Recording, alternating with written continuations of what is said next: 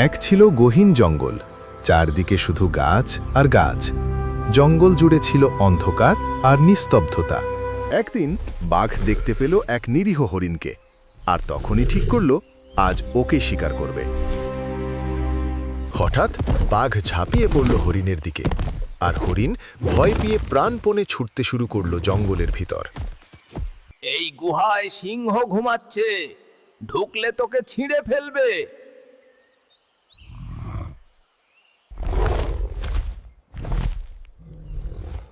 রেগে গিয়ে বাঘ ঢুকে পড়ে গুহার অন্ধকারে।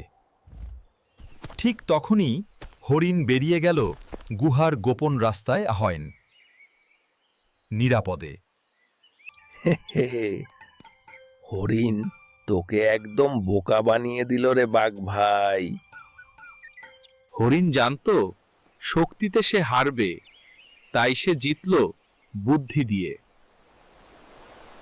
বুদ্ধি শক্তির চেয়েও বড়। শক্তির চেয়ে বুদ্ধি আসল শক্তি।